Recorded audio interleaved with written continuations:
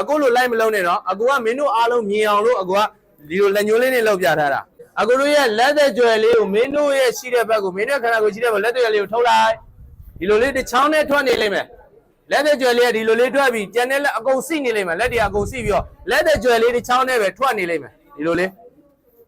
ရပြီလားဒီရပြီလားရပြီနော်ရပြီဆိုရင်သပင်ရဘယ်မှာလဲဆိုရင်သပင်ဒီလက်ညှိုးနဲ့လက်ကလေးကြားထဲမှာရှိမှဒီလက်သက်ကြွယ်လေးကဘာလို့ထုတ်တာလဲဆိုရင်အဲ့ပုံကက်ကြီးလေးတင်ညစ်ချင်လို့ထုတ်တာ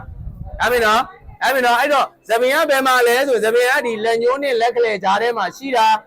အဲ့တော့အခုတို့ကဒီလိုဆွဲယူပြီးတော့ဒီဆွဲယူပြီးရတဲ့ဒီထဲလို့မရဘူးဒီမှာထည့်တာ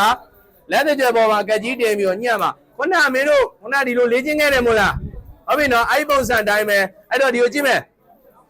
ဒါအကူရဲ့အတွက်လက်ညှိုးမင်းတို့ရဲ့လက်သက်ကြွယ်လို့သဘောထားပြီဒါမင်းတို့ရဲ့လက်သက်ကြွယ်လို့သဘောထားနော်အကူမင်းတို့မြင်အောင်လို့ပြမှာလက်တွေချထားတော့ရည်ဒါမင်းတို့ရဲ့လက်သက်ကြွယ်အကူကလက်ညှိုးဒီလိုလုပ်ရင်မင်းတို့မမြင်တော့ဘူးဒီပေါ်မှာကက်ကြီးအဖျားလေးကနေစတင်မယ်1 2 3 4လေးချက်သွားမယ်1 2 3 4